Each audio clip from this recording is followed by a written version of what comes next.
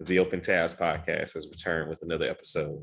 I'm Calvin Smith. I'm here with my mainest man, Joe Carlos. Joe, what's up? Hey, brother, how you doing? You know, I'm living large. I'm trying to survive. Got my Surly Shirts original. Don't fall for the flim flam. Don't fall for any substitutes. This is the original Free-ish shirt. It's been duplicated and imitated. Imitated but never duplicated. I put it that way. Got it. Yeah. We'll have to remember that. How are you, man? I'm all right. I'm just playing with light. I'm all right. I don't know what's going on my joint here. I'm all right, bro. I'm all right. We here. We here. We about to survive the scrolls. The most got it here. Hey, there we go. Indeed. I'm looking through my and a shout out to Reese for the Surly shirt. Shout out to Reese. And just because. I got my Pickle Rick notebook that I use to take notes, copious notes. When we have you told me when we have a film that gets my goat sometimes. You know, I mean, I don't do it all the time. I probably should. You know, especially because I know who I'm partnered with. You know what I mean? Partners. You know what I mean? I didn't even look at this one this time. I didn't even do it. I probably should have, but nah, man, you just even in the playing field. Thank you for that, Joe. Thank you. Whatever. I had designs on doing it, and then I just didn't do it, and then I got you. Then the night got away from me. As it sometimes does. It's okay. It's okay. So we played some games with the 2 or 3 people. I know we've been inconsistent on the Instagram, and by we I mean me. I mean it's inconsistent on the Instagram posting. So you know, we played a little games a little bit with some people to tell them you know, we were doing a movie relatively soon, and you know, we'd already done Waiting to Excel, so they had you know, in their minds it could have been Soul Food, could have been Waiting to Excel, not likely, but could have been. No. I mean, not Waiting to Excel. Sorry, How Stella Got Her Groove Back, because we could already not have been. did. It could not have been How Stella Got Her Groove Back. No. I wouldn't have participated. You should find somebody else in that one. Yeah, we both put a draw on the line on that one, brother. It's okay. So obviously we're going with Five Heartbeats. Yeah, I mean, what can you say, man? Let's jump straight into it. This is March 27th was the official Hollywood premiere. Wide release on the 29th of March of 1991. A whole different time, as we were talking about. Joe, you pulled up the pictures from Getty Images. You were looking at the premiere. Tell people some of the dignitaries, some of the people that were there. Well, yes. Well, obviously, you know, Kid and Play, you know, of course, Kid and Play were there. Hola, hey, yes. They were there. Urban Magic, see my feet, but I'm doing Urban Magic Johnson was there. The actor C. Thomas Howell, of course. Soul Man. Soul Man was there. And of course, Diane Carroll, who stars in the film, you know, was there with the great Thelma Tompkins. And if you don't know who Thelma Tompkins is, Hopkins. I apologize. Hopkins. I thought it was Top. Okay, Thelma Hopkins, the great Thelma Hopkins. Yes. And of the Tony Orlando and Dawn, among many other things. Well, yes. And I first knew of her in Give Me a Break, because I sure do need one. Yes. She was the friend. She was Nell Carter's friend in Give Me a Break. I thought first. Eddie came to know her. So, and then she's been in so many things since then. She is Hollywood royalty. Yeah. So she, of course, came out to support. Of course, Robert Townsend was there, you know, and Tico Wells. I just like saying Tico Wells. Tico Wells. Yes, who's right over your left shoulder. right over your left shoulder. Yeah. Oh my gosh. So that's who was there. Yeah. But I'm sure it was a wonderful night. It was a cool night in Los Angeles. But I'm sure it was a wonderful night had by all. Indeed. I'm sure of that. I'm sure. I'm 1000% sure of that. So March, the early spring, or you know, the good time of year to see movies.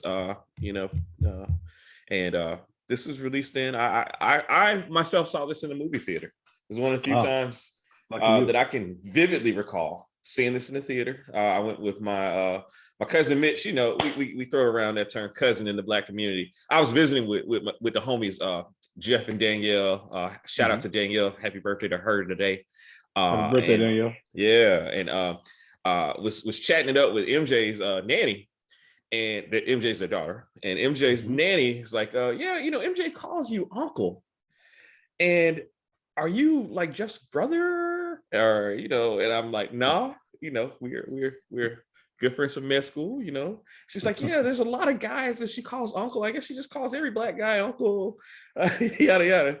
And so, you know, growing up, I also had a lot of play uncles, play aunts, play cousins, and everything like that. And cousin Mitch was my closest play cousin. Like, I mean, he was my hero growing up. You know, first play cousin I heard cussing at the park, all this kind of stuff, everything like that.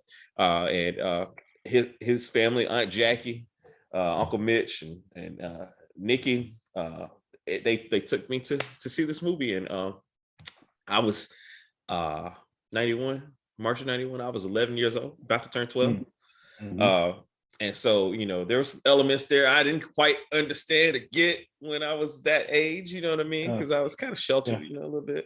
But good. You know, good, exactly. But you know, fond memories of this movie. And as I've grown and watched this movie over and over and over and over and over again, have just, you know, continue to love it. I love it more with each viewing. Joe, did you go to the theater to see this? Did you? What was your journey? No, I saw it at home on video cassette from Blockbuster Video, and the previous year, the subsequent year. Okay. So it was a big deal to me when I was in. It came out when I was in 10th grade. Okay. It was a big deal to me when I was in 11th grade, and the soundtrack. I had the soundtrack on tape, and I'd ride around listening to that. And I watched it over and over and over again until I had to take it back, and then rented it a couple more times. It was something to watch with the family. So I was 17. You know, and some of those. Well, I understood the themes, but being 17. But when I saw it in '92. Yeah. But no, it was I hadn't seen a film like that before. Obviously, I was a big Robert Townsend fan from not so much from Hollywood Shuffle, but more so from Robert Townsend and his partners in crime from his HBO specials. Yeah, I really was a huge fan of his from his HBO specials, and even from a very little known film, seldom talked about film called Odd Jobs, that he made that was always on HBO for some reason. Okay. And it looked like it was like two movies that they just decided to stick together and make into one. Please look that up. Paul Reiser. Sorry. The great Paul Reiser. Yeah, the great Paul Reiser and Robert Townsend. They acted like they were just leaving college. It was kind of like Muppets Take Manhattan. Let's say the Muppets are like five guys from a college and they go to like Cleveland and work for a moving company and run afoul of the mob. But that's when I first became aware of Robert Townsend. And then but I was already a fan, obviously, from the HBO specials, and then he comes out with this, and it was so beautiful. And I think as we've said many times, Hollywood didn't know what to do with it. Yeah. I think this movie, I think a lot of it, obviously, we later saw in the Jackson, the Jackson American Dream film, and of course, the superior film of those genres of multi-night movies, TV movies, than the Temptations film. Indeed. So we see a lot of this within both those films, in my opinion, and even in other films too. So yeah. But this is a special film, and these guys really had a beautiful chemistry, and they got it they got off, man. Absolutely. They did their thing. Absolutely. Absolutely. Before we go another further, I wanted to point out and or mention that we give a lot of acclaim, as rightfully so, to the director Robert Townsend, but the writer, the co-writer, Keenen Ivory Wayans. I think a lot of people forget that. You know, and they were collaborators. They were collaborators, best friends. Yeah. And definitely had a strong hand in the film. And I'm gonna come back to Keenen a little bit later, because there's a lot that he had to say in some interviews, etc., about the film. And all bad, not bad things, all good things. But at any rate, Joe, what little things stand out to you in this film? What are the little things for you? It just looks like the little movie that could, man. It's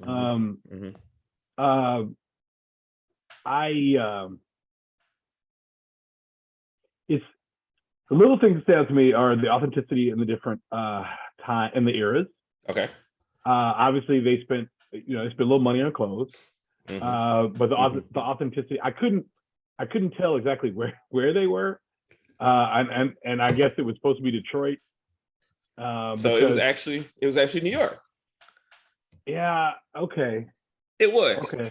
It was, and the reason I'm pretty certain about it was because on the most recent viewing I had of it, just like a couple hours ago, I made a point to really try to, they frame each segment by where they are, and so I tried to make a point to really like pinpoint exactly like the genesis and everything like that. And but I trust me, New York was the start. New York was the start. I believe you. I believe you. Okay. It's just I believe you. They end up in Los Angeles. Yes. In that which is it is, but it is what it is. But they were singers. They were singers, and at some point the entire music business was in New York, and then the entire music business moved to Los Angeles. So and the epicenter of it was like in 5 buildings in New York City. And one being the Brill Building, and I when I finally saw that amazingly beautiful building, I was blown away by how beautiful it was. But so that was something that was a little thing to me. I never could figure out like where they were, but anyway, the authenticity around the period I thought was beautiful, and the interweaving of social issues and things of that nature, and then even showing how the music evolved and changed. You know what I mean? I loved that. That was one of the little things for me. As well as I love the cousins. They were always around. Yes. Thank you, Joe. Who were part of the Robert Townsend, and I had him pulled up. Leon and Lester. Leon and Lester. Country and Western. Leon and Lester. Instead of Motown, Frotown. Yes. Yes. So these guys, to me, well, it's probably not enough, but I would give them that MTV award that they give those guys. The guys that do too much all the time. When they give it, like, they have that award that they gave Ron Howard's. It's named after Ron Howard. The Clint Howard Award. Yeah. Clint Howard Award. Yes. Absolutely. But I would love it. I would love it if one of them, could get that. But nonetheless, so it's Bobby McGee as Leon, and I can't find Lester, but at least Bobby McGee, God bless him. He's brought me. Don Barnes was Lester. Okay, Don Barnes is Lester. A little less. He wasn't as profound. Leon was the one. Leon was the one for real. yeah, truly. So, but so having said that, how can I put this? So the authenticity of the time period. I love the cousins. That's another little thing for me. Okay. And this movie is like unapologetically black. Yes, blackity black. Blackity, so black, and they really had a good sense. Robert Townsend had a great sense of what it was like, in my opinion, to come up, man, and to make this work, and to go through that process of having talent and trying to make it work for you in the industry. It was just really is really a beautiful story, but it's a human story. It's a chilling story. But Yeah. I thought the black, it was so very black. I mean, from the opening scene to the last scene where the uncle, you told a story about your cousins. I mean, of course only two of them are related, right? But you can't tell me that's not their uncles, and that's not their nieces and nephews, right? And they're not brothers, Exactly. So the black is oozing out of each frame in this film. Yeah. By black culture, black experience, black excellence, black humanity, and just the black experience, in and of itself, encapsulated in this 80 whatever minute film. Yeah, absolutely. You said it very well. I agree with you, Joe. For me, some of the little things that stood out. First of all, just the lore behind this movie, like the oral history, the stories. Going back and reading about interviews, from like the various anniversaries of the film. To know that this, Robert Townsend's roots were in comedy. Keenen Ivory Wayans' roots are in comedy. Initially, this was supposed to be a comedy. And once they started talking with the Dells, who were the source material, and their technical advisors, as it were, for the film, they realized very quickly they couldn't keep it a comedy. They had to tell, because the stories weren't comedic at all. The things that happened with these groups on tour, in the intergroup dynamics, within the record industry, all these things were things that you could find comedy. And I want to say that Robert Townsend did a really good job. To the point of like Leon and Lester, like the different, there are comedic moments in the movie for sure, so you can see their roots. But to turn this into a drama, and slight on the mellow, because there's some melodrama there, but to turn it into a drama was a fantastic thing. Within the constraints of their budget, to be able to get the caliber of actors that they got for this film, right, was incredible. To be able to have, pay homage to the entertainment industry, as it were, with Harold Nicholas, who we've mentioned on this show previously from the Cotton Club. You know what I mean? Know your history.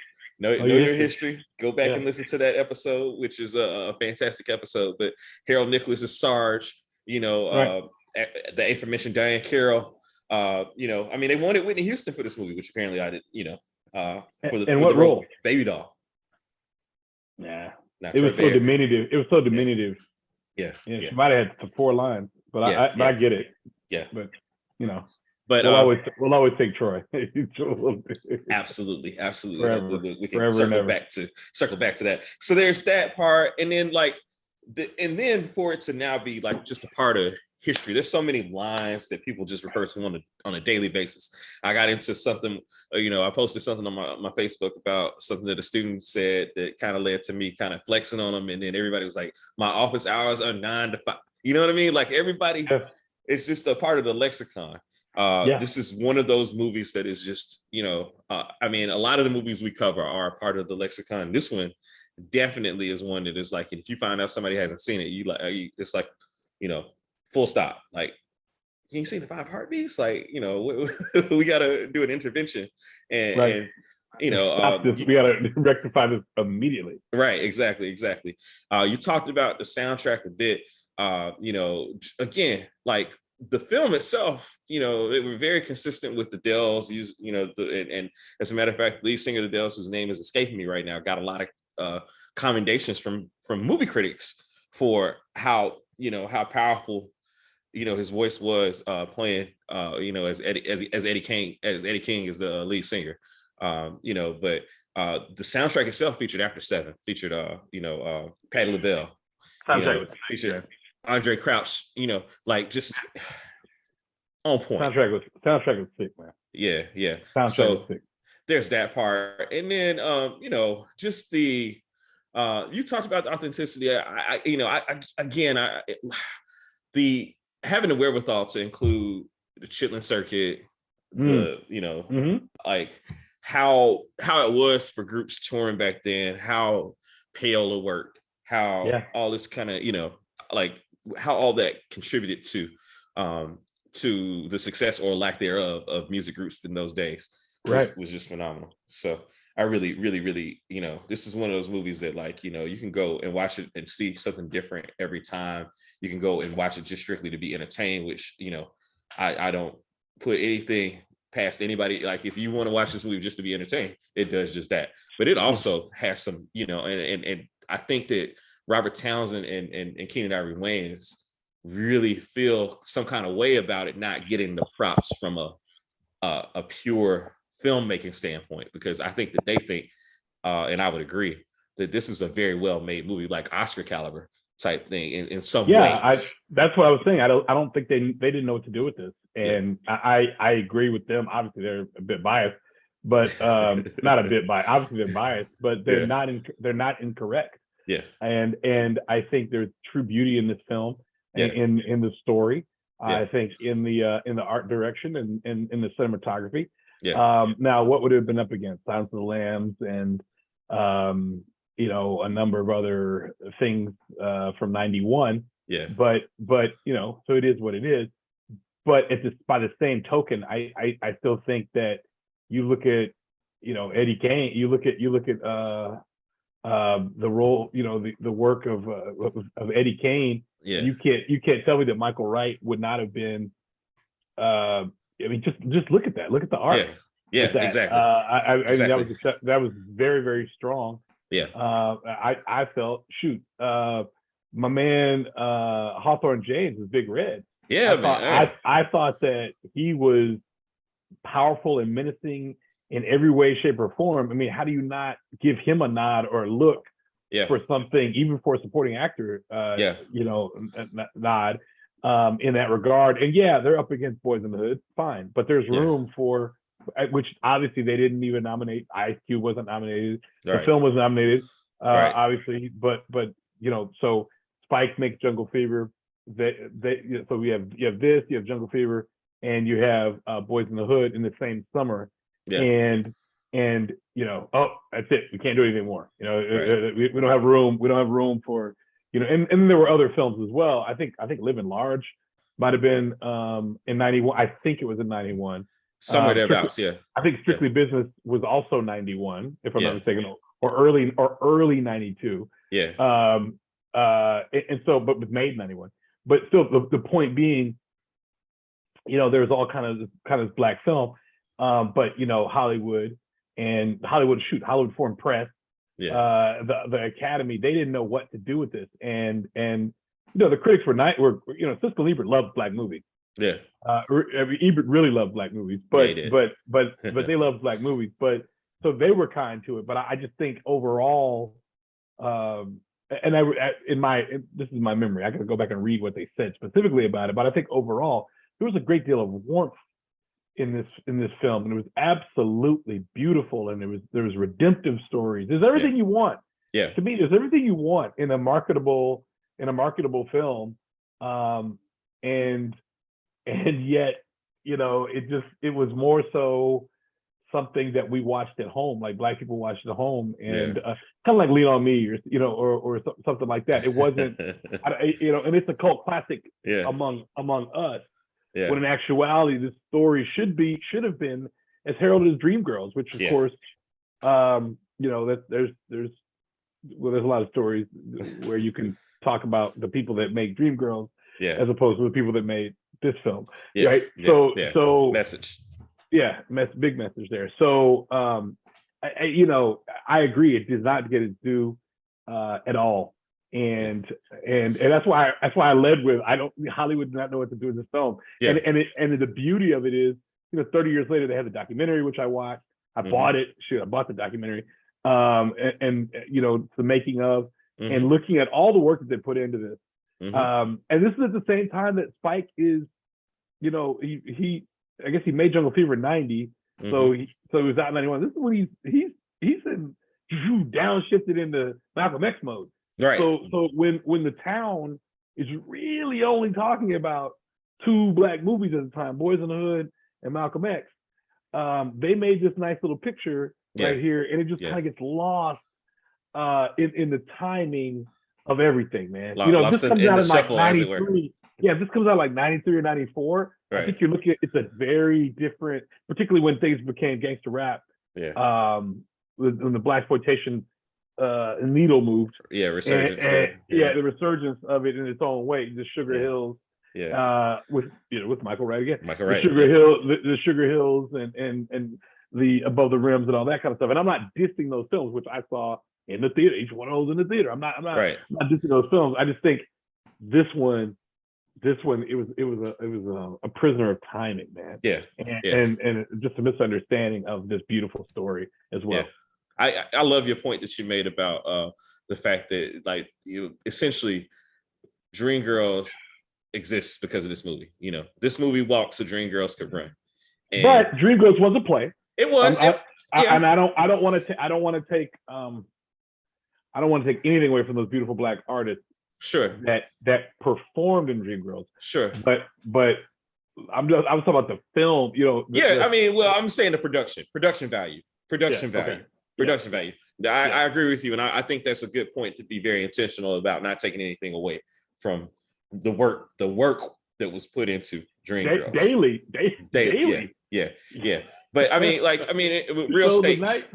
Every day. Right. She's saying I'm not going twice a day. Man. For like 7-8 years. Yeah, that's look, that's something in and of itself, man. Like, but I say that to say, that this is this film which got lost in the proverbial shuffle. Shout out to Robert Townsend himself. Was so groundbreaking. I mean, you mentioned the television shows, the Jacksons telenovel, the miniseries, and the Temptations miniseries. Like again, the roots are clearly here in this. You know what I mean? They saw what they were able to do, and then they took it and ran with it. So and you got to show it, you got to show that. And obviously, well, let's be honest now. So obviously, Eddie Kane, he is an amalgam of several people from the several lead singers, several lead singers, and well, I'll get into some his demons a little later, but the point being, he's an amalgam of all those. So of course it's going to later show up in other, in definitely in the Temptations movie, not in the Jackson movie, definitely in the Temptations movie, but it's just interesting the way that they did it and portrayed it. Yeah. And where, that was also bold. Yeah. I thought. Yeah, I agree as well. I agree. For him to actually do the drugs. So we usually do the category unsung heroes, and we still are. But I want to ask you just kind of a variation on it before we jump into unsung heroes. And this person may also be your unsung hero. But out of the 5 heartbeats, which was your favorite?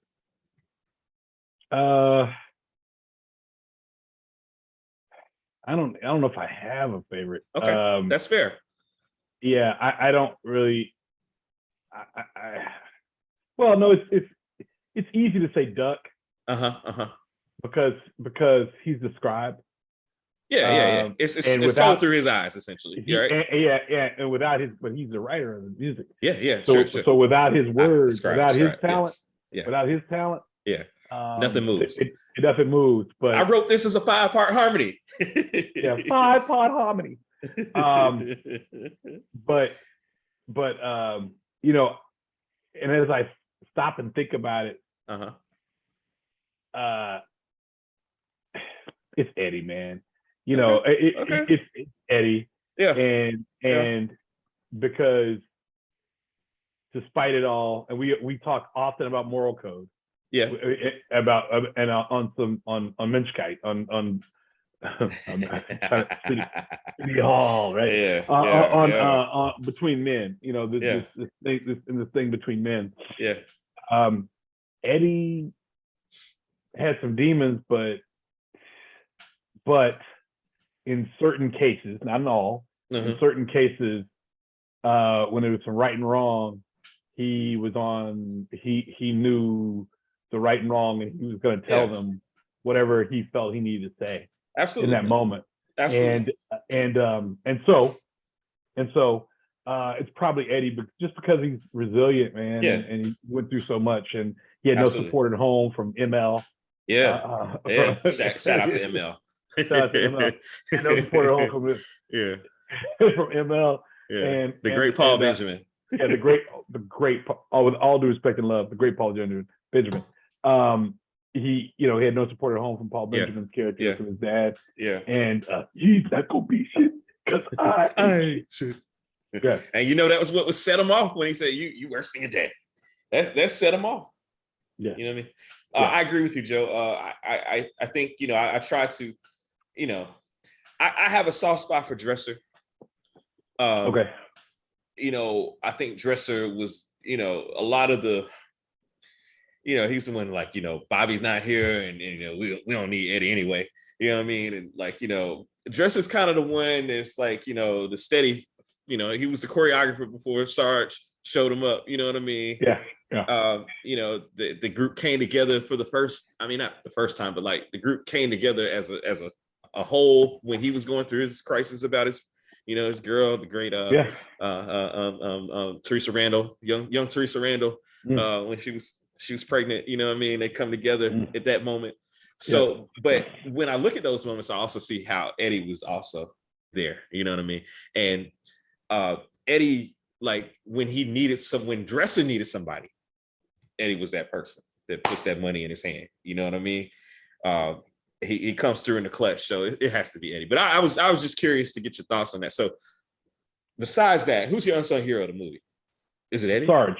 No, it's Sarge. All right. Talk about Sarge. Thank you. I want to talk about Sarge. Because Sarge gave him some edge. Mm-hmm. And he wasn't afraid of them. He'd been to the fair. He'd ridden the ride. Yeah. Sarge gave them edge. Yeah. And he was the secret thing that all those other groups, Flash didn't have it, Bird didn't have it, the Temps, the Tops, they didn't have it. But he was all rolled into one. But he was that extra thing that they had, kind of like the Windy Roads. He was that extra. He was the extra, psychological edge that they had that made them tough, and it made it that demanded perfection. And so it wasn't just Jimmy telling them that they need to do this. It was also Sarge. And from the moment he gets in there and he's he got the high-waisted pants, and look at this guy, what I'm saying, with the wide legs, and then he burping, burping, drunk, and then his feet go in a way you never seen anything like that. Yeah. And he commanded instant respect. Yeah, absolutely. And had it not been for them, there's no fire heartbeat. There's no fire heartbeat. Absolutely. Hold my cane. Hold my cane. Yeah, man. He check my pocket. Right. Right. With the cigarettes, right. In the cigarettes, right. The doctor in me is like, no. But at any rate, man, that's all right, man. If Jimmy was the carrot, then he was the stick, literally and figuratively. Yeah, so I love it. True. For me, I love a villain, man. I root for the bad guys in the movies, man. Hey. Big Red Davis, man. Hawthorne James is Big Red Davis.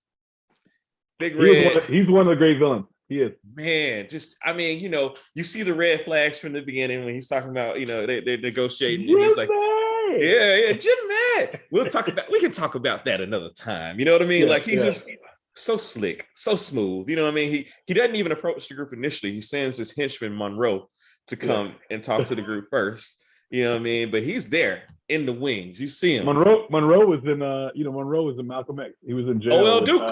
The great O.L. Duke. Oh yeah, and he was in Sugar Hill. He had a little career. He had a career. So in peak game though. So O.L. Duke took over for Denzel in the stage rendition of A Soldier Story. I didn't know that. And so Denzel quietly has been keeping O.L. Duke in his movies. So he was Uncle Duke in Antoine Fisher. He's in Deja Vu. He's in. He's there. He's Deja Vu. Deja Vu was one of the it's a wild movie. What am I watching? It's a wild movie. Not like we're Val Kilmer is there, and then Val Kilmer is just shows up. And I didn't even know it was Val Kilmer for like 10 minutes. I'm like, who is this guy? Yeah. Why does he look familiar? Oh, it's Val Kilmer. This is Iceman. This is Willow. Like, Iceman. come on. You can be my wingman any day. Look, man, but You. my man Hawthorne James, man, like, it's to the point where when I saw him in Speed as the bus driver, I was like, yeah, that's what you get. You know what I mean? He was amazing. Like, and he told an incredible joke, like coming out of the room. Like, so Yeah. Robert Townsend's coming in, you're not leaving the party, are you? And he's like, No. how do you keep an asshole in suspense? Oh, in suspense. Oh, you can talk now. You can talk now. I love it, man. And he started another. I'm a sucker for these great jokes, like Tyrion Lannister. Anybody on any TV show that's gonna crack a joke, like I want to hear it, and it doesn't ever pay off because then he has to handle some business. Right. With Bird. With the great Roy Fagan. Great Roy Fagan. Hey, look, man, Roy Fagan. So in doing my research, doing my homework, found out Roy Fagan's son is actually a Disney star. I don't know if I heard about that. Yeah, man, and like all these interweaving. So Ray was at a party once with Roy Fagan. He looked up and he said, "Bird." He's like, "Yeah, man, it's me." I love it. I love it. Supposedly they had like a 5-10 minute conversation about this film. Yeah, and his other work and working with Meteor Man, things of that nature. Yeah, of course, the Golden Lords, and then Hollywood Shuffle. Yeah. But hey, that's me, brother. But hey, he's talking about boycotting this. Yeah. And then in the end, he gets the role of Bobby. But no, man. I agree with you. I agree with you because Big Red is, one of the most beautifully shot scenes in the film too. What is that? The funeral scene when he walks in. Yes. Robert Townsend was doing his thing, man. Bro. He was on it. He was on it for sure. And then Diane Carroll just being the amazing Diane Carroll, and everyone knowing that this guy is a scumbag. Is a scumbag terrorizing it. Probably had something to do with probably at that point had something to do with his death. Yeah. It was just so. It was so cold. It reminds me. This is another '91 film. Was New Jack City. It reminded me of the all black scene in New Jack City. Thank you.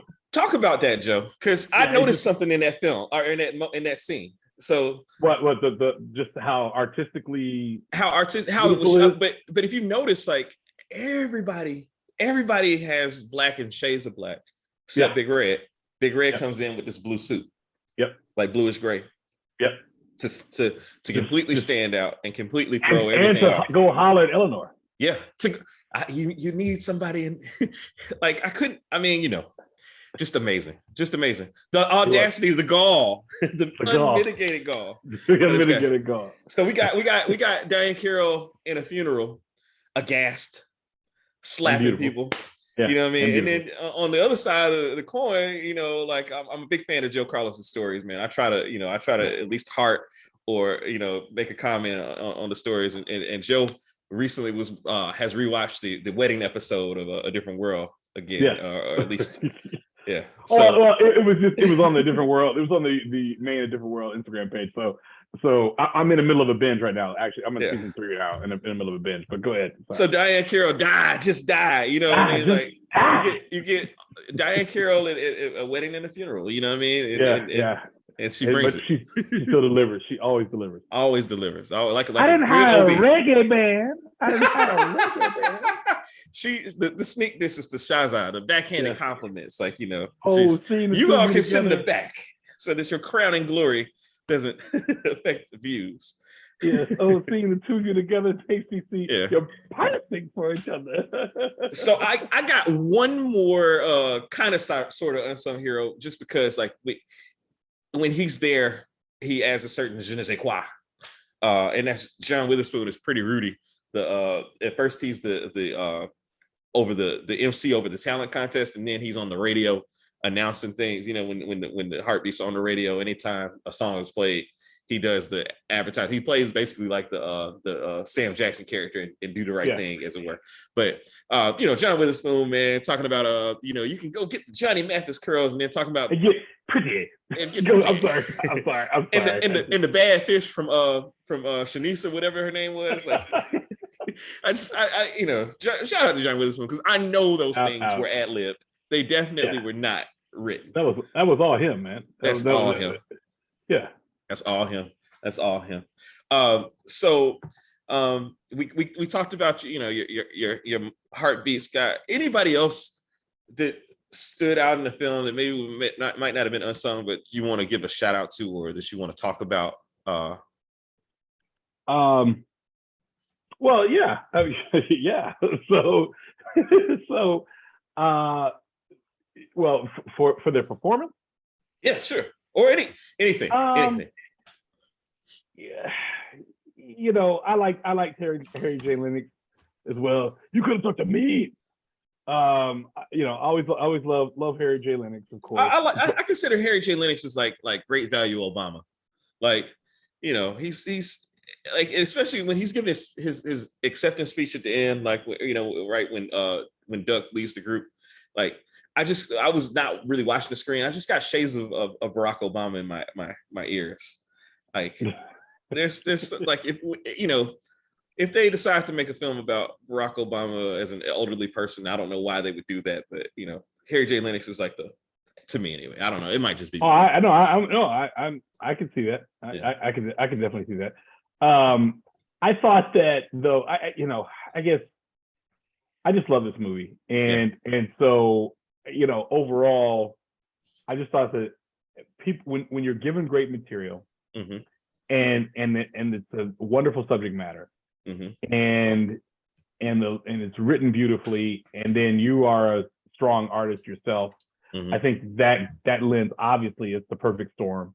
Yeah. And you're allowed to be creative. Mm-hmm. I think it's obviously the perfect storm for to make history and to make something absolutely special. And I think that they obviously did that, but also I think that everybody, gave their best.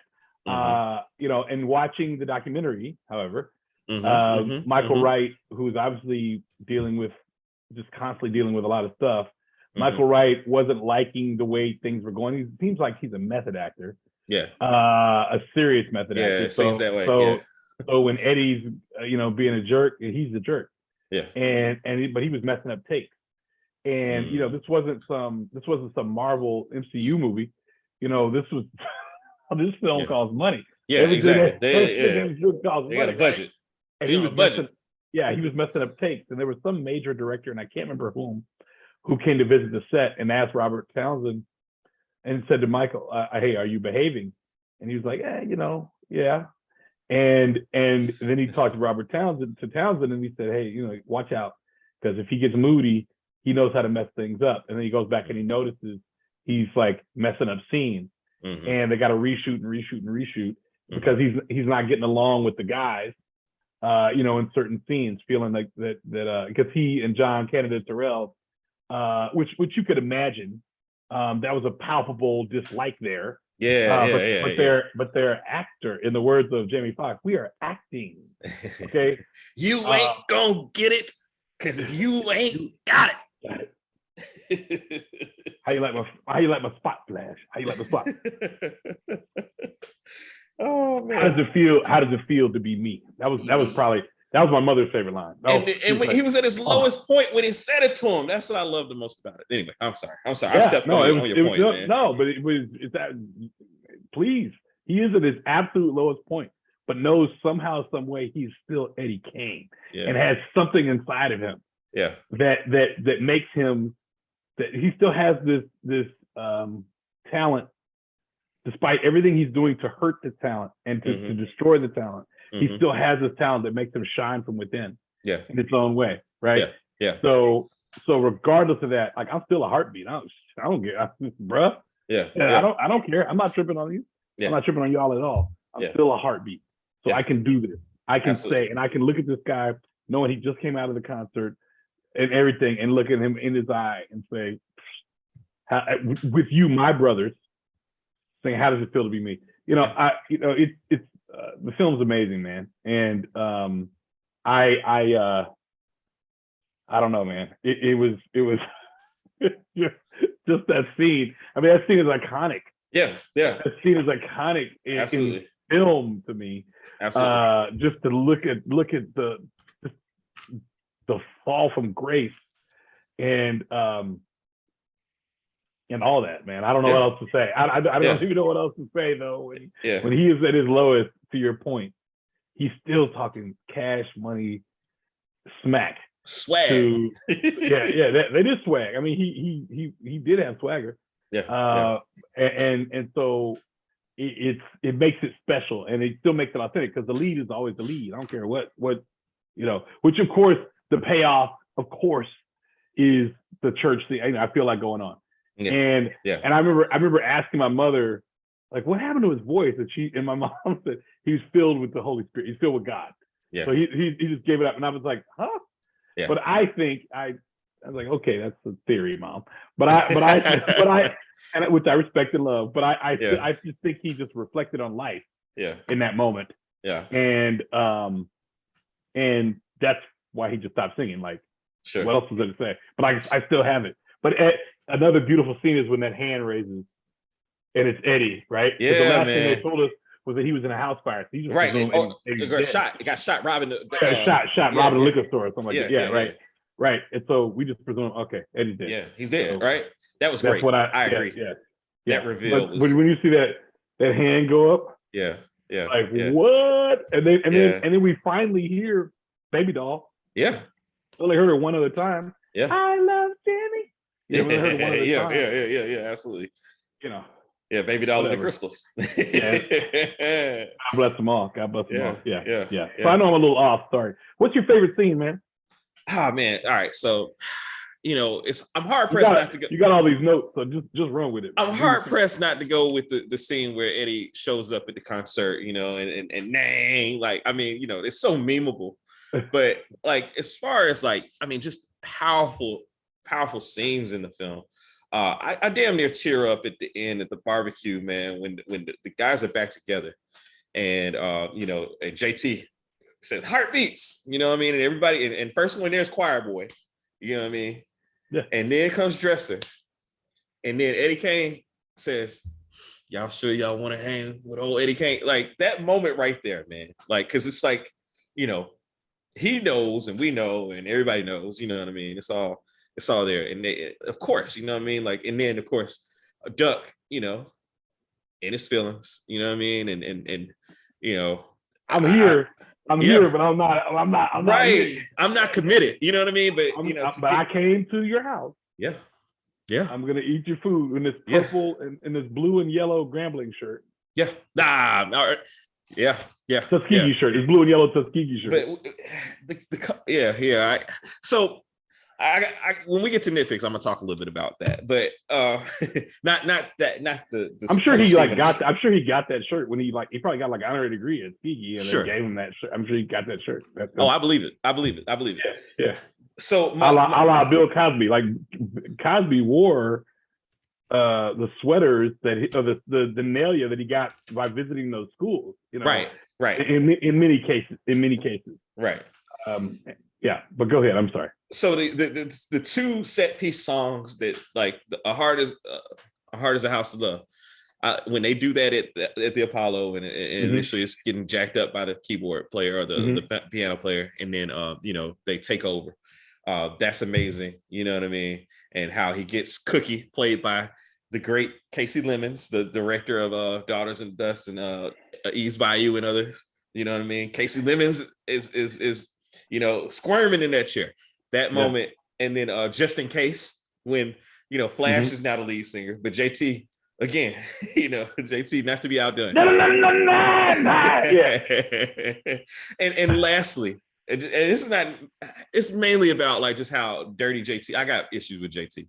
How dirty JT was on the Shy Brother thing, but how it had that turn at the end where the dude's like, every night I got to fight to prove my love. You know what I mean? So those are the main ones. Do you have any particular other favorite scenes, Joe, that you love? Well, I mean, those are that's the glue. I kind of took. Yeah. Oh, it's nothing wrong with it. There's nothing wrong with that at all. So it's favorite. I got a favorite scene, but it's not it's for different reasons, and Okay. I think that Spike stole it Okay. straight up in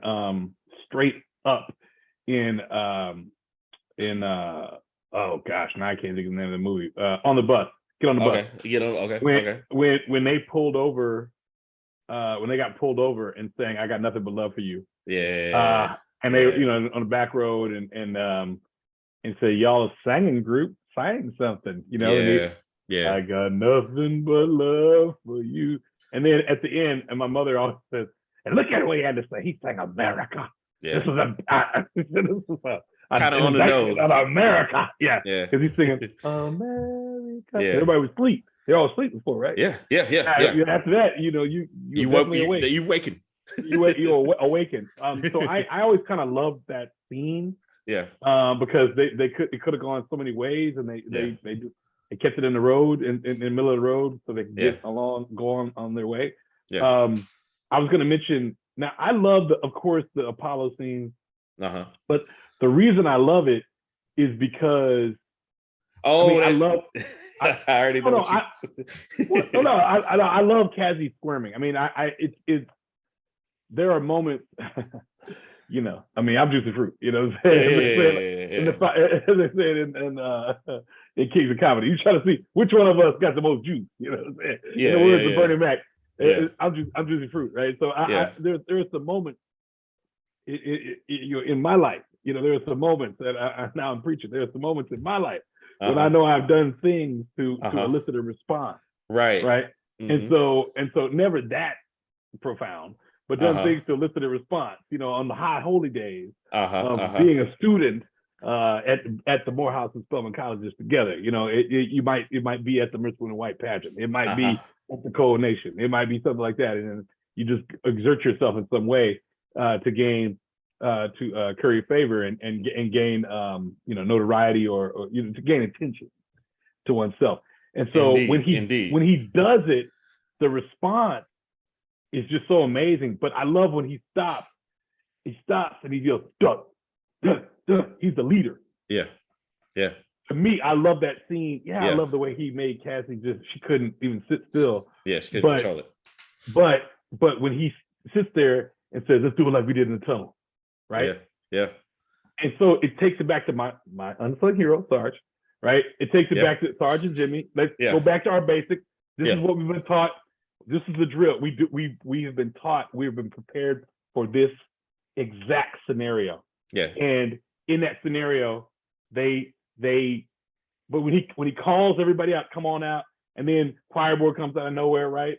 And then so it's a nitpick, but my cousin Driscoll's always like, they had one mic down there, and you could hear everybody down there the whole time. He said that when we were 17, when we were watching it. Because in my house, when you rent a movie, you watching it over and over. We watch it. Right.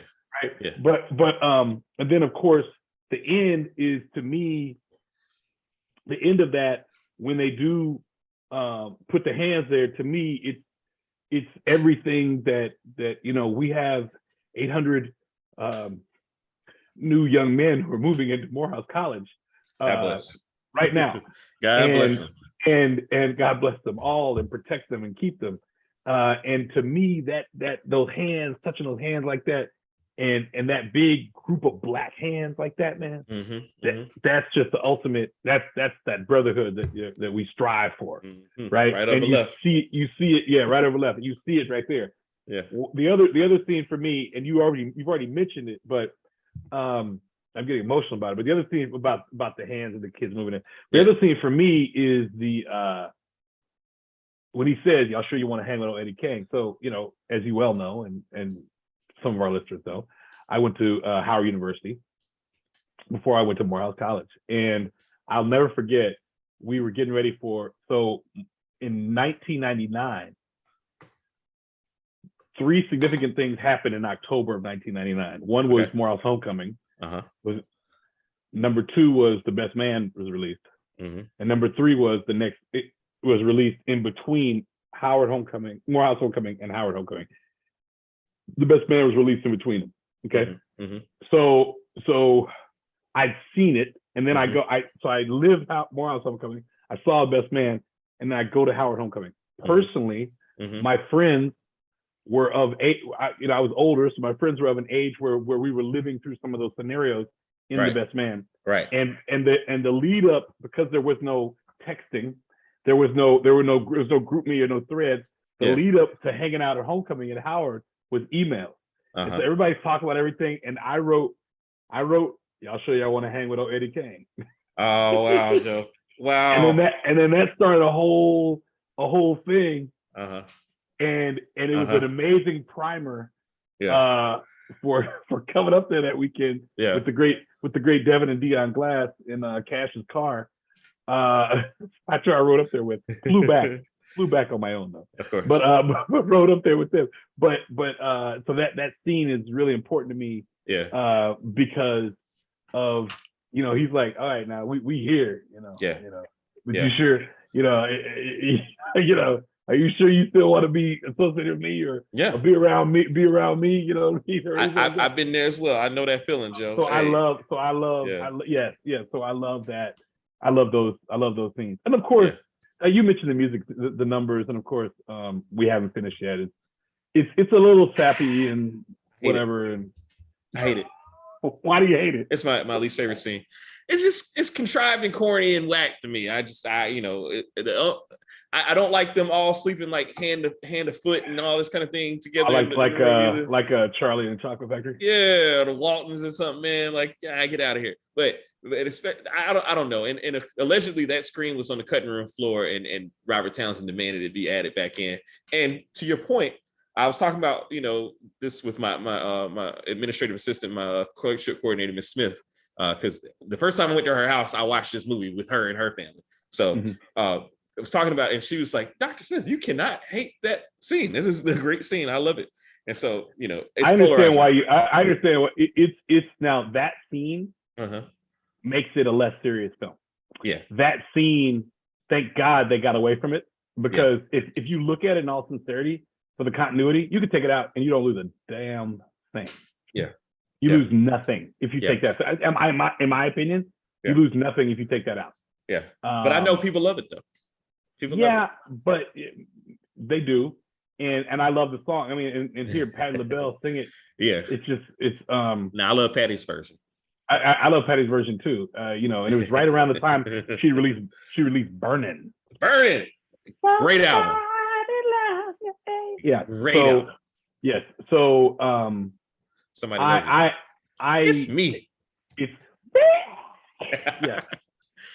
But I get it. I believe me, I understand completely. Yeah. Let me ask you. So Joe, did you pay attention to the album covers? I know you did. The different album covers they showed. My favorite is a touch of class. Yes. I tried to find it for my background. A touch of class. That looks like an album that our parents had. You know what I mean? Like the tuxedos and the canes pointing towards the yes. A touch of class. A touch of class. A touch of class. So there's that picture that I took with my boy Vin and Kevin Holly, rest in peace, and Faraji. Oh, with the background from from Homecoming '99. Yes, from Coronation '99. And as we were taking it, I'm saying a touch of class, like I'm saying it. Of course you were. Of course you were. Picture, I'm saying a touch of class. A touch of course you were. 5 heartbeats, right? Yeah. But we're all, drunk out of our minds, and no one is listening to anything I'm saying about it at the time. And of course, I'm talking about some obscure film reference, which they're quite tired of at that point. But all I was seeing was we were like the 5 heartbeats in this, in that scene. Yeah, you put it together. I see. This is why we have a podcast together about films, because we think the same way, Joe. There we are. So that I'm so glad that we connected there. Do you have any other quotes? There's a quote that I wanted to bring up because it had been racking my brain all day trying to figure out where I had heard it outside as a sample. Okay. So, I know where you're going with this, because crossing number the double cross. Yes. Yeah. I mean that crossover number the double cross. That was next to. I mean, this is in my mental Rolodex right now. So I mean, but it was De La. Patty Duke. Yes. In the Patty Duke, which is funny they named it Patty Duke. But the message. yeah. Funny they named it Patty Duke, but no. They talked to man. That's the thing, man. Yeah. They talk, man. They talking that talk, bro. They talked about, hey, they took our song. Yeah. Took the You don't songs see by black men artists. on the Elvis Presley album. Yeah, five niggas on the Elvis Presley album. You know, crossing Yeah. over the double cross. No, Yeah. we get our thing. That's why I don't be messing with Dresser. We get our together. And then we can have both of them. Yeah, he was a little Black people and white yeah. people. Black people and white people listening to our album. Hey, I like that. And on its nose, I agree with you. I agree with you. It's funny, that character, because it's Big Red, right? It's funny, that character, there's a similar character to Shelly in the same guy. Shelly basically in the Temptations movie. Because he's he gave David that letter. Y'all gonna give it to me. Me. You ungrateful son of a bitch. The Temptations without David Ruffin is nothing. It's a fake ass Temptations. And then he looks at him, he smiles. Yeah. Falls down. That's when you say sociopath. And then he runs into and falls into his Rolls Royce. Yep. But having said all that, no, I that was to me, that's probably the most provocative scene in the film, where they talk about how black artists, the work of black artists, was constantly being taken and appropriated and misappropriated and all that, and the Five Horsemen. Five Horsemen, right? Yeah. So, can I have a moment, please, to have a little bit of a rant about Choir Boy for just a second? Please. All right. Talk about an arc. Talk about an arc. The great Tico Wells. Shout out to Tico Wells. Shout out to Tico. He played the hell out of that role. All right. So look, Choir Boy, man. Choir Boy, shy. They call him a big peanut head choir boy. You know what I mean? Like from the beginning, they talking trash about my man Choir Boy, but he comes through in the clutch with the vocals. You know what I mean? Gets run off stage. That's fine. Comes back. His dad, very non-supportive. Mom, opposite. You know what I mean? Mom's like, bring me home a gold album. Okay. I want a gold album. Okay. Gives him a Bible. A Bible. Cusses his dad out on the phone, leaves the Bible. And then things go to hell for the group. The slow pan into the man. All right. So then, all right, he has his career or whatever. But I want to come back to this. There's a specific moment where he starts to feel himself. Choir Boy starts to feel himself. And this is when Eddie has blown him off, has decided he's not gonna show up. He's like, I know his parts. I know his part. I know all his part. Okay. Yeah. So this is Choir Boy feeling himself, number one. Number two, at the party right afterward, right? Yeah. With what's her name? Sydney Wells or no, Sandra Tillman. Sandra Tillman, right? The great Sandra Tillman. He's trying to I want to direct my own videos and star my own videos. Right. I love it. That's what you did there. Hey. So yeah, man. He's like, I'm the man, blah, blah, blah. I put all this shit together, I put all this. Hey, but I appreciated Choir Boy in that moment.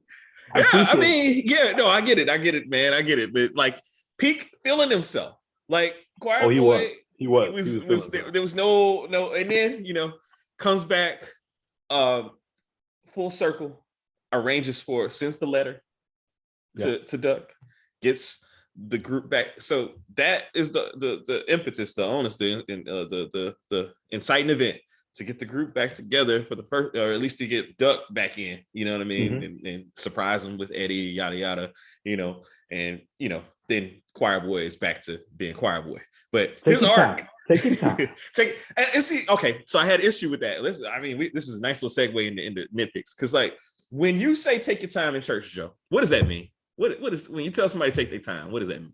They're usually having a problem. Yeah, exactly. Exactly. Yeah. You want them it doesn't mean slow down and do your thing. Exactly. Eddie was fine. Eddie was killing it. I think in a previous take, he was supposed to walk up with trepidation. Okay. And they kept and then that. Robert couldn't help but see himself. Or maybe that was just his best take. Yeah. And they left that in there. I'd love to ask him that. Yeah. And they left him in there. Because it, to your point, it makes that part made no sense. No sense whatsoever. At all. at all, What? because they walk up, they hit the mark, Yeah. start singing, then go man, oh, then he does all that stuff, you know. So powerful, man. Yeah. I felt like I was in church watching it. Yeah. Every time I watch it, I Andre got Crouch. goosebumps right now. Yeah, hey man, Hey. Andre Crouch. So what nitpicks do you have, Joe, for the movie? If any. Well, okay. You know, I love it. you know, you ever see? I think we talked about. You ever see Jamie Foxx? We talked about the Jamie Foxx comedians in cars getting coffee. I've seen it. I refresh my memory because I think we talked about so it. So there's that scene where he talked about Rock, right? Where he's talking about Chris Rock, and Jamie Foxx asked Seinfeld, he says, "What do you think about Rock?" He said, "He's always conflicted, right?" So this is how I feel right now. And so Jamie Foxx instantly goes in there like, well, yeah, and then Seinfeld's like, it's okay, you've made it, you're gonna be fine, okay, it's okay. But I understand, like, yeah. I get it, I understand. But so this is, I don't want to go, you know, I love this movie so much. Sure. But I know there are limitations. Yeah. And so the scene behind you, they're leaving the concert, the venue, right? The venue, right? There's cheers. They probably had 12 extras. There's cheers. It's loud. He walks out in his hat. You know, he's got his hat. With baby girl on his arm. You know, it's all good. Yeah. And then they see Eddie, and it just goes quiet. Yeah, right. Everybody disappears, right? No, people are gonna want to see that. It's like the Wiz. Yeah. You know how like in the Wiz, like there's a scene, and then there's like nothing, like all the Munchkins. They all disappear, right? Where'd they go? Disappear. Where'd they go? They're just standing there, and she's just standing there in World Trade Center Plaza, like by herself, like what is going on? Yeah. But thank you for giving me a nightmare tonight, Joe. I appreciate it. Happy to help. So happy to help. But yeah, I thought that was a little odd, man. Yeah. That it's just a little thing, but it's like it was festive, and then it got quiet. Yeah. And so that was interesting to me. Yeah.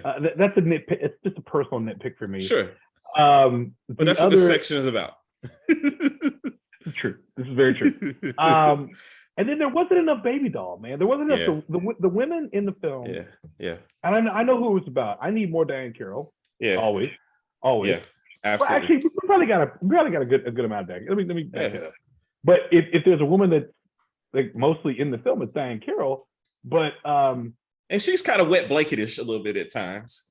She can be, but she's got to be able to tell Jimmy, you know, what she was supportive. She wasn't wet blanket. I shouldn't say that. She was definitely supportive. Yeah, and she's been down that road with him so many times. Yeah. So Carla Brothers' turn as Tanya Sawyer. Talk about Tanya Sawyer, man. There's a lot going on there, and I think like this is what you do. You don't give me okay. So in perfect Calvin world, you cut. We haven't finished yet, and you give me a scene. You give me a scene with Carla, right? And JT. You give me that scene. Yeah. So that it's even more. It's even worse. Right. But I thought it was beautiful filmmaking. Yeah. And with the swerve with Choir Boy, you think it might be Choir Boy for a minute? You think it's Choir Boy, and he says, "There's two heartbeats tonight." Yeah. Like who else was here? Oh, dry snitching doorman. Yeah. He didn't know. I guess it's two heartbeats in one night. 2 heartbeats in one night. I can't believe it. I needed more from Carla. Yeah. Because when he was just a kid, now they were both kids. So it is what it is. Yeah. When he was a kid, nah. Yeah. Back then, didn't want me. Now I'm hot. They all on me, essentially. Right. And why was Carla at the party? Because of JT. Yeah. That's why she was around. They needed to show that. I agree. Yeah. I agree. That's my brother. That's my brother. I'm there with you. Man, look. So as a poem writing, just shy brother, got little game, you know what I mean? Not very super duper aggressive. I feel Duck. Duck is. I know in the early days of our podcast, we had a segment like, "Who would you be in this film if it, whatever." Yeah, we did. I relate so much to Duck in terms of like, just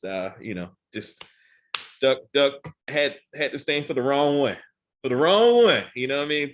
Tony Sawyer, he loved it from the beginning, writing poems dropping poems off at the door, getting the Salvation Army box handed to him.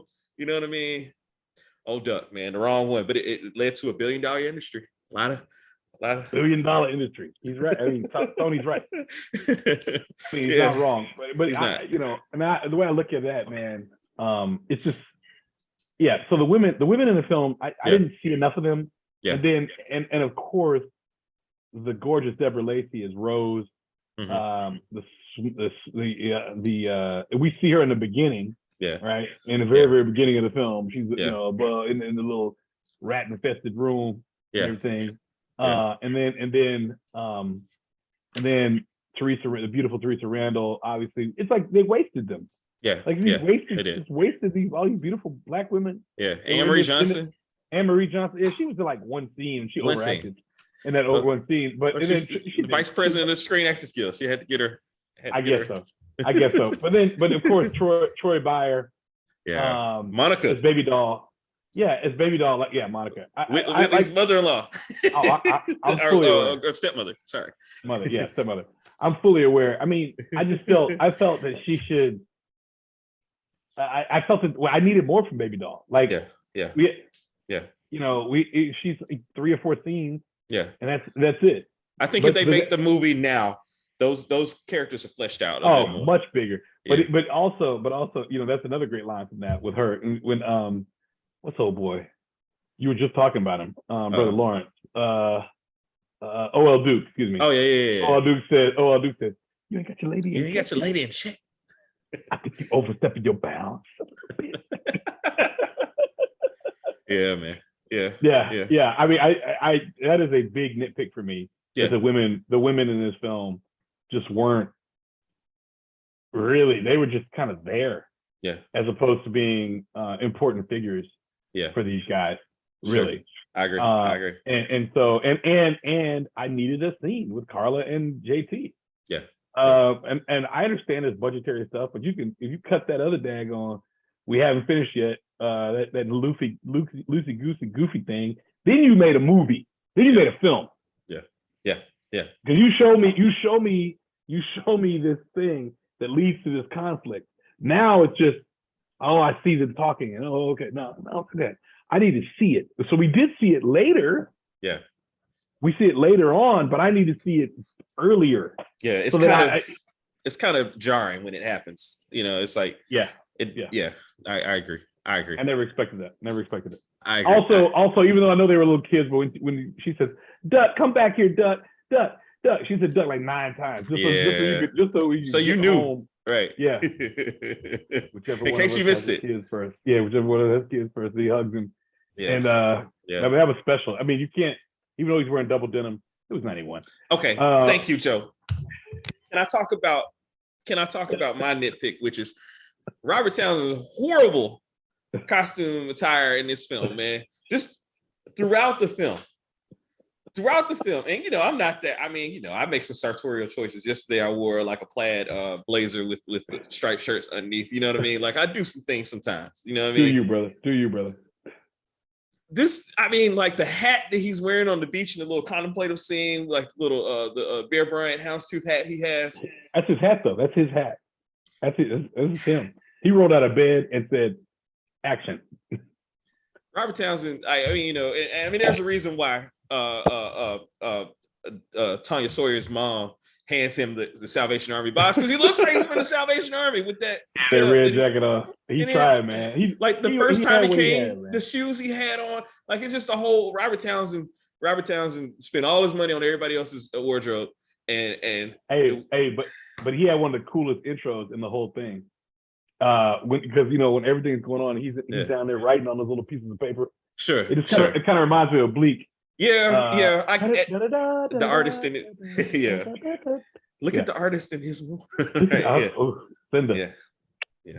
yeah. But yeah, I mean, Robert Townsend, man, like get your clothing together, brother. Like no, the blue and yellow Tuskegee sweatshirt, it confounds me to this day. it confounds me. I don't understand it. Yes, yes, I do not understand it. It truly confounds me. I hope, I want him to. I hope he gets his candle in the dark this year. It's been bantied around a bit. Well deserved. And I hope he does get it. And if he does, I have a list of questions just about this film. Yeah, for sure. For sure. And I want to be around for that. Yes. Oh, don't worry. One of them is that sweatshirt. Yeah. Like, did you just wake up and say, we're going to shoot this scene today? Is that what you did? Because I can live with that. Yeah. And I'm going to get Tuskegee in my film. You know what I mean? Like that's cool. That's cool. Yeah. I can. Yeah. Joe, what's the likelihood that Suge Knight watched this film and decided, hey, I'm going to recreate this whole Big Red persona and very, very high. And hang somebody over a balcony. Man, like I think the likelihood is exceptionally high. But that was not an uncommon practice among Heshy and the like. Yeah, Heshy. To do Little Jimmy and them Imperials. Yeah, Little Jimmy and the Imperials. Did you ever see the movie? Did you ever watch the show Vinyl? No, and it's a gaping hole. I need to see Bobby Cannavale and all those Only one season. Yeah, there's only one season, but I'll get it. It was tough. I'll get it. And they talk about doing what they need to do. There, it was the top of a building. Yeah. But Jackie Wilson, then they supposedly hung Jackie Wilson outside a window or something like that. Yeah, that's what they say. I mean, that's the word on the street. Yeah. So, but I'm sure he found inspiration in that. Yeah, absolutely. Yeah, absolutely. Yeah. All right. Well, Joe. So we've covered. I think so. I feel like you mentioned what your favorite song on the soundtrack was, but it's "Stay Darling, Stay in My Corner." Yeah. I used to, man, I'm driving around North Dallas, 17 years old. If you in my car, you better shut up. If you stay, darling, stay in my corner. I love the falsetto, Joe. And Nina and Shay do too. They're so glad that you're singing. That's for Nina and Shay. Thank you. That's for Nina and Shay. But yeah, it's an amazing soundtrack on cassette. I had that on cassette. Yes. It was an amazing soundtrack. Still is an amazing soundtrack, obviously. Yeah. But and to me, that probably gave the film a little more legs. Yeah. Because the soundtrack was so strong. Oh yeah, they nailed every scene that had like in for each period they had like that was great. For me, I'm an After Seven guy. Love After Seven. So nights like this. Both the film versions. Yes, man. I'm a huge After Seven guy. Yeah, I love After Seven. Yeah, I love After Seven. That was a time, man. There was a time we had a space for After Seven in our world. I have significant. I could go into detail about some of my After Seven. The best of After Seven. Their version of Sarah Smile. Sarah Smile strong, but till you do me right, brother. Till you do me right. Yeah. I don't even want to talk to you. I don't even want to say your name. Hear you speak my name. Yeah. Hear you speak my name. That's strong. Well written, babyface. Well written. So he was mad at somebody. Oh yeah. He was mad at somebody that day. Yeah. I gave the sun to you. You said it was too bright. Too bright. I gave you diamond rings. You said they didn't shine. Okay, I'm not bitter. Look, man. I covered. Man, I can't believe I got all 3 pages of my notes. The only thing I didn't mention, I couldn't shoehorn. I'm about to shoehorn them in. A shout out to my man Arnold Johnson, who played JT and Duck's dad. Who was also, I love him, man. Yeah, man. Also, my man Kane's granddaddy in Ministry Society. He's a 2 scenes. Yeah, man. He's like, make sure you put a helmet on the soldier, and they're like, what? You're like, oh, wear condoms, okay. Yeah. But great advice. My father said the same thing when we were standing in line to pay the money at Howard University. What do we do when we go out in the rain? Yeah, like wear raincoats. Wear our hats. Wear our hats in the rain, son. Sage advice. Okay. Yes, Dad. Yeah. Okay. Yeah. Okay. Yeah. Thank you. And Yeah. so now everyone's heard it. Thank you. Yeah. Yeah. Thank you. And then shout out to two other people real quick. Chuck Patterson, who played Jimmy Potter. Didn't have like a huge career, but certainly Jimmy was like, I mean, he was, you know, that linchpin for everything happening for everything. You know? Right. And then we briefly mentioned him, but it's worth mentioning again. My man Flash, aka John Canada Terrell. Yeah, John Canada Terrell. I mean, he's a man. Shows up, man. You know, we did the main scene of that scene, so that was a comical scene. So when he my last day as a heartbeat, brother. That's part of my lexicon. It's be my and I just did my last day as a heartbeat the other day. Yes, you did. So that's part of my. But when it's lonely at the top, Joe. It's lonely at the top, which will be in your stores in 2 weeks. Like you cut a whole album. Man. We've been touring. We got this gold record, and you cut a whole album, bro. Flash. Yeah, man, Flash. But he was on. He has some longevity. Shows up on a video song. Yeah, my brother. With the Horseman. My brother, the same stuff. Hope I get a deal like Flash because they my last heartbeat. Yeah. Woo. Hey, man, Duff was killing it there. Strong. Brother, this is great, man. So let me ask you this, Joe. We might have to. When you say that, you know, when you say that, I'm sorry. I hear Clarence Carter. Let me ask you this. It's stroking. I just hear Clarence Carter. I'm sorry. Go ahead. I apologize. It's ingrained in me. It's from many Christmases of listening to the Clarence Carter. So God bless. Yeah. Where we going next? Do you have an idea? You want to? I don't know. Let's hammer that one out. Okay, we'll hammer it out. I have no idea. We'll leave y'all in a little suspense. But man, I can't imagine any of you guys haven't seen the 5 Heartbeats. If not, I'm sorry.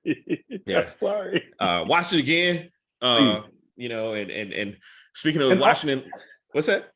I was gonna say also if you were so inclined after you watch it, or if you're a big fan of the film, I highly suggest watching the making of documentary. Yeah, absolutely. I don't think Black films have enough of those retrospectives to talk about the work that it took to get something made, just so you can get a better understanding of just how much hard work and dedication went into making this film. And so I highly suggest it.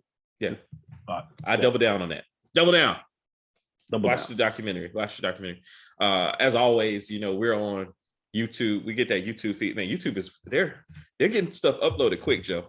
So I usually get the YouTube up first, guys. You know what I mean? I'm taking a little hiatus from Facebook. I'll be back on Facebook. I probably will actually rejoin to upload this stuff. Well, thank you. But yeah, we're on YouTube, Spotify, Apple Music, Anchor FM, anywhere where you want to get some good high quality podcasting. We got over 50 episodes out in the world out here, man. You know what I mean?